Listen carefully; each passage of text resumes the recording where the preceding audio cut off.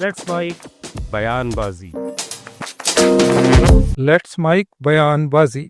आइए देखते और सुनते हैं आज के कुछ अहम बयान। कांग्रेस सांसद राहुल गांधी ने रूस के राष्ट्रपति व्लादिमीर पुतिन की भारत यात्रा के दौरान उनकी विपक्ष के नेता यानी उनसे मुलाकात न करवाने की आलोचना की है। राहुल गांधी ने कहा कि जब विदेशी नेता भारत आते हैं तो उन्हें कहा जाता है कि वे नेता प्रतिपक्ष से न मिलें। राहुल गांधी ने इसे लेकर सरकार पर असुरक्षा और अहंकार का आरोप लगाया। उन्होंने कहा कि यह रवैया भारत की लोकतांत्रिक परंपरा के खिलाफ है और देश की छवि को नुकसान पहुंचाता है। जनरली इस सरकार की पॉलिसी है नॉर्मली ट्रेडिशन होता है कि एलओपी के साथ जो भी बाहर से आते हैं उनकी मीटिंग होती है। ये वाजपेयी जी के टाइम होता था, मनमोहन सिंह जी के टाइम होता था, ये ट्रेडिशन रहा है। बट आजकल क्या होता है कि जो फॉरेन डिग्नेटरीज आते हैं या जब मैं कहीं बाहर जाता हूं तो सरकार उनको सजेस्ट करती है कि एलओपी से नहीं मिलना चाहिए। तो ये इनकी पॉलिसी है, ये हर बार करते हैं। जब मैं बाहर जाता हूं ये करते हैं, जब लोग यहाँ आते हैं मैं करता हूं। हमें मैसेज मिलता है कि हमें बताया गया है कि सरकार हमसे कहती है कि आपसे नहीं मिलना है। Thank you. बड़ा रिलेशन रहा है रशिया के साथ। ये है रिलेशन देखिए, रिलेशन तो सबके साथ है। जो एलओपी एक दूसरा पर्सपेक्टिव देता है। हिंदुस्तान को हम भी रिप्रेजेंट करते हैं। हाँ? सिर्फ सरकार नहीं रिप्रेजेंट करती है। तो सरकार नहीं चाहती कि ऑपोजिशन के लोग बाहर के लोगों से मिलें। ये ट्रेडिशन है। सर, राष्ट्रपति एक सेकंड मुझे बोलने दीजिए। ये ट्रेडिशन है, ये नॉर्म है। बट मोदी जी इस नॉर्म को फॉलो नहीं करते हैं। फॉरेन मिनिस्ट्री इस नॉर्म को फॉलो नहीं करती। Thank you. नहीं चाहते सर आप? इनसिक्योरिटी है। राहुल गांधी के इस बयान पर बीजेपी सांसद डॉक्टर संबित पात्रा ने पलटवार किया। उन्होंने कहा कि राहुल गांधी का बयान न केवल गलत है बल्कि भारत की छवि को धूमिल करता है। संबित पात्रा ने कहा कि जब कोई विदेशी प्रतिनिधिमंडल भारत आता है तो शिष्टाचार भेंट का फैसला प्रतिनिधिमंडल खुद लेता है, इसमें सरकार दखल नहीं देती। देखिए, मुझे लगता है लीडर ऑफ ऑपोजिशन की हैसियत से, एलओपी की हैसियत से आदरणीय राहुल गांधी जी ने आज जिस प्रकार की बात की है ये न केवल अनुचित है मगर मुझे लगता है कहीं न कहीं this does not present India in a good light. और ये एक इररेस्पॉन्सिबल स्टेटमेंट है राहुल गांधी का। The statement is without any facts. इसमें कोई फैक्ट नहीं है। पहली बात मैं आपको बता दूं, राहुल गांधी जी का कहना था कि जो फॉरेन डिग्निटरीज आते हैं उनसे भारत सरकार एलओपी को मिलने नहीं देती है because the government of India has a sense of insecurity. Bharat सरकार में एक सेंस ऑफ इनसिक्योरिटी है। भारत सरकार में क्यों इनसिक्योरिटी रहेगी? राहुल गांधी जी को मैं बताना चाहूंगा कि आज भारत विश्व में एक इकोनॉमिक स्तंभ है। आज चौथे नंबर का इकोनॉमिक पावर है भारतवर्ष। स्वाभाविक रूप से तीसरे नंबर की इकोनॉमिक पावर की ओर बढ़ रहा है भारतवर्ष। आज भारतवर्ष का एक कद है विश्व में, तो इनसिक्योरिटी तो कदाचित नहीं है। और जहां तक राहुल गांधी जी को लगता है कि राहुल गांधी और गांधी परिवार को लेकर भारतवर्ष में या भारत की सरकार को कोई इनसिक्योरिटी रहेगा तो कदाचित संभव नहीं है। मुझे लगता है वो अपने आप को बहुत ज्यादा करके आंक रहे हैं।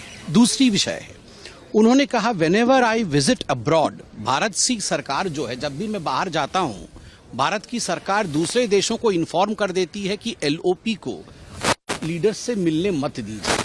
आपको क्या लगता है हमारे देश को इस प्रकार से आंकना, हमारे देश के विषय में इस प्रकार से बात करना, वह भी जब विदेशी मेहमान, जब पुतिन जी आके पहुंचने वाले हैं, कहीं न कहीं देश के विषय में ऐसा कहना उचित नहीं है। और राहुल गांधी विदेश जाते हैं तो कहां छोड़ते हैं? जो मन में आता है देश के विषय में अनर्गल बोलते हैं, मल्टीपल प्लेटफॉर्म्स में बोल के आते हैं। तीसरी बात है, उन्होंने कहा, राहुल गांधी जी का कहना है कि जब दूसरे विदेश के लीडर हमारे साथ मिलेंगे, बातचीत करेंगे तो they will have a second opinion about India. एक दूसरा पर्सपेक्टिव भी वो भारतवर्ष का जान पाएंगे। कौन सा पर्सपेक्टिव? जिस पर्सपेक्टिव को लेकर वो विदेश में बोलते हैं कि भारत का जो इकोनॉमी है वो डेड इकोनॉमी है, भारत में कोई डेवलपमेंट नहीं हो रहा है, भारत सरकार की बात राहुल गांधी जी ने कही है की सरकार है, जिस पार्टी की सरकार है वो और मुस्लिम ब्रदरहुड एक जैसे हैं। Is this the perspective wants to present to the world? क्या यही पर्सपेक्टिव है भारतवर्ष? एक बात स्पष्ट रूप से सभी को यह जानना महत्वपूर्ण है, सभी के लिए, कि जब कोई विदेशी डेलीगेट हिंदुस्तान आता है तो ये एमईए का दायित्व है कि सरकारी अधिकारी और सरकार के साथ उनकी मीटिंग कराए, और जहां तक दूसरे अधिकारियों के साथ या दूसरे व्यक्तियों के साथ मुलाकात का विषय है, उनके साथ कर्टेसी विजिट का विषय है, वह जो डेलीगेशन विदेश से आती है वो तय करती है कि हम किससे किससे मिलेंगे, उसको फैसिलिटेट एमईए करती है, मगर तय वो करते हैं। हम उसमें नहीं घुस सकते, हम अर्थात सरकार उसमें नहीं घुस सकता कि किसके साथ वो मिलना चाहते हैं। मगर फिर भी to keep the record straight, विगत जब से राहुल गांधी एलओपी बने हैं, अर्थात 9 जून 2024 से अभी तक राहुल गांधी एलओपी के रूप में भारतवर्ष में किन किन से मिले हैं मैं बताना चाहूंगा। Former prime minister of Bangladesh Sheikh Hasina ji, उनसे 10 जून 2024 को राहुल गांधी जी की मुलाकात हुई थी। दूसरे नंबर पे prime minister of Malaysia Shri Anwar Ibrahim, जिनसे मुलाकात राहुल गांधी जी की 21 अगस्त 2024 को हुई थी।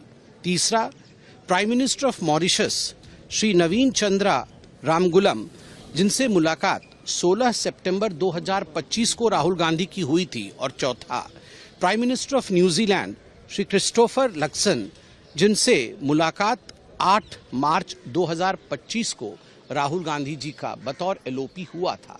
स्वाभाविक रूप से जिन जिन डेलीगेशन ने राहुल जी से मुलाकात करने की इच्छा जताई, राहुल जी की उनसे मुलाकात हुई है।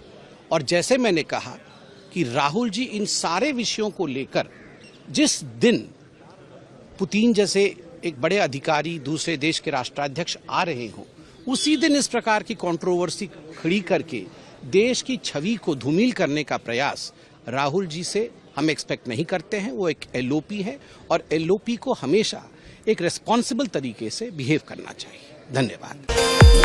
कांग्रेस नेता राजीव शुक्ला ने राहुल गांधी के बयान का समर्थन किया। शुक्ला ने कहा कि विदेशी राष्ट्राध्यक्षों को विपक्ष के नेता से मिलवाने की पुरानी परंपरा अब टूट रही है, जो अटल बिहारी वाजपेयी और मनमोहन सिंह के समय तक निभाई जाती थी। कि जब कोई राष्ट्राध्यक्ष किसी देश का आता है तो विपक्ष के नेता से मिलवाया जाता, हमेशा रहेगा। अटल जी ने इस चीज को हमेशा निभाया, इस बात को हमेशा मनमोहन सिंह जी ने भी निभाया। लेकिन अभी जो राहुल जी ने कहा वो सही है कि अब वो चीज नहीं है। अब सिर्फ जो है अपने आप से मिलके बाकी किसी को नहीं मिलने देते, जो उचित नहीं है। मतलब लोकतंत्र में जो विदेश नीति रही है, कहा जाता है कि विदेश नीति में कोई बदलाव नहीं आता, और विदेश मंत्रालय की जो परंपरा है हमेशा चलती है। तो ये मेरे ख्याल से गलत है। हमेशा जो है ये रखना चाहिए कि वो प्राइम मिनिस्टर प्रेसिडेंट से मिले और मुख्य विपक्ष के नेता से भी मिले। ये होना चाहिए ऐसा, जो इस परंपरा को तोड़ना नहीं चाहिए। एसआईआर को लेकर सुप्रीम कोर्ट ने राज्य सरकार को निर्देश दिया है कि अतिरिक्त कर्मचारी लगाए। जम्मू कश्मीर के मुख्यमंत्री उमर अब्दुल्ला ने रूस और भारत के संबंधों को मजबूत और गहरा बताते हुए कहा कि रूस ने हमेशा मुश्किल समय में भारत का साथ दिया है। उन्होंने कहा कि रूसी राष्ट्रपति का भारत दौरा दोनों देशों के रिश्तों को और मजबूती देगा। उन्होंने कहा कि प्रधानमंत्री और राष्ट्रपति पुतिन के बीच अच्छे संबंध हैं, और अगर इस बैठक से यूक्रेन को भी रूस के साथ अपने रिश्ते सुधारने और शांति बनाए रखने का अवसर मिले तो ये पूरी दुनिया के लिए सकारात्मक कदम होगा। हमारे रूस के साथ बहुत ही पुराने और गहरे संबंध हैं। रूस ऐसा मुल्क है जिसने बार बार जब हिंदुस्तान के खिलाफ साजिशें हुई, जब जंग की गई, जब हमारे पड़ोसियों के तरफ से हम पे हमले हुए, तो रूस हमारी मदद के लिए सामने आई। चाहे हथियारों के सप्लाई में, चाहे यूनाइटेड नेशंस और खासकर सिक्योरिटी काउंसिल में अपने वीटो का इस्तेमाल करके, और अच्छी बात है कि आज रूस के सदर वो भी अब हिंदुस्तान के दौरे पे आ रहे हैं। हमारे ताल्लुकात और बेहतर हों तो अच्छी बात है। कहीं ना कहीं अगर इन अच्छे ताल्लुकात का फायदा किसी और मुल्क को भी हो सके तो हमें एतराज नहीं होना चाहिए। अगर कहीं हमारे वजीर आजम साहब का जो एक बहुत अच्छा रिश्ता पुतिन साहब के साथ है, अगर कहीं उसका फायदा यूक्रेन को हो सके, अगर कहीं हम रूस को तैयार कर सकें कि अब वो अमन का रास्ता अपनाए और यूक्रेन के ऊपर जो हमला हुआ उसको अब रोकने का काम करें, तो मुझे लगता है इसमें सबकी कामयाबी होगी। पश्चिम बंगाल के बहरामपुर से टीएमसी विधायक हुमायूं कबीर को पार्टी से निलंबित किए जाने के बाद उन्होंने ऐलान किया कि वे 22 दिसंबर को अपनी नई पार्टी की घोषणा करेंगे और राज्य में 135 विधानसभा सीटों पर अपने उम्मीदवार उतारेंगे। कबीर ने कहा कि आने वाले विधानसभा चुनाव में वो न सिर्फ बीजेपी बल्कि टीएमसी के खिलाफ भी लड़ेंगे। पार्टी बनाएगी 22 दिसंबर मुर्शिदाबाद में, गोटा राज्य में 135 सीट में मैं उम्मीदवार खड़ा करेगी, समझे। इनको खिलाफ भी लड़ेगी, बीजेपी को खिलाफ भी मैं लड़ेंगी, जो करना कर लीजिए। मैं नया पार्टी बांध चुका रखा है, 22 तारीख में मुर्शिदाबाद में ओपन करेंगे। कांग्रेस सांसद अधीर रंजन चौधरी ने टीएमसी विधायक हुमायूं कबीर के निलंबन पर ममता बनर्जी पर निशाना साधा।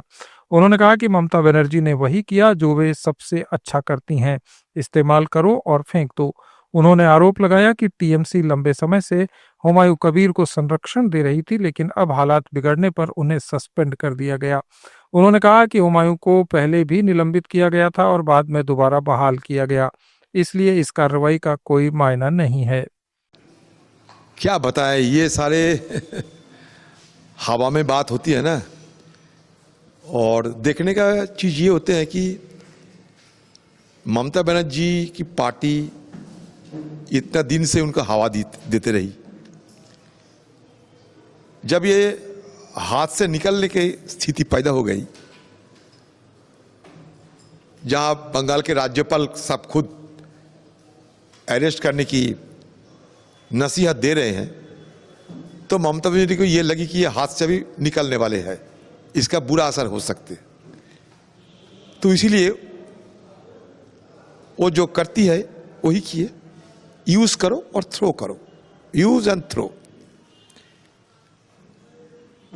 नहीं तो ये हुमायूं कबीर को, ये ममता बनर्जी मुझे हराने के लिए एक दंगा फैलाने की साजिश किए थे, और दंगा होने के बाद यही व्यक्ति ने मीडिया में आकर खुलकर ये डराते रही कि मुर्शिदाबाद को 70% मुसलमान है, 30% हिंदू है, अगर हम चाहे तो सारे हिंदू को मार के गंगा नदी में बहा सकते हैं। उस समय ममता बनर्जी निंदा नहीं की, आपत्ति नहीं जताई, बल्कि चुनाव आयोग ने आपत्ति जताई और इसके संज्ञान में लिए थे। तो इतने दिनों से बाबरी चल रहे हैं, बाबरी मस्जिद। ममता बनर्जी आज तक कोई टिप्पणी नहीं की, हाँ या ना कुछ नहीं कही, लेकिन जब उनको लगे कि हाथ से निकलने वाला है। रक्षा मंत्री राजनाथ सिंह और रूसी रक्षा मंत्री आंद्रेई बेलोसोव के बीच आज 22वीं भारत रूस अंतर सरकारी सैन्य और सैन्य तकनीकी सहयोग आयोग की मंत्री स्तरीय बैठक हुई। बैठक में रक्षा सहयोग को और मजबूती देने पर फोकस रहा। राजनाथ सिंह ने कहा कि इस बैठक से भारत रूस रक्षा संबंधों में नए आयाम जुड़ेंगे।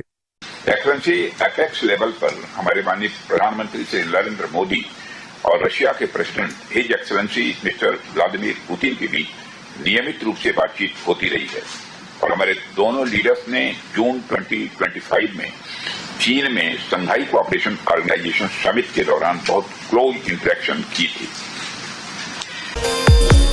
ये थे आज के कुछ अहम बयान। अपडेट्स के लिए जुड़े रहिए लेट्स माइक के साथ। आप सुन रहे थे let's make more than radio. Follow कीजिए हमें हमारे सोशल मीडिया प्लेटफॉर्म्स पर। It's time for news, it's time for more than radio. presenting the first radio news app, Let's Mike. Let's Mike, a news-based app on your phone where you get to watch and listen news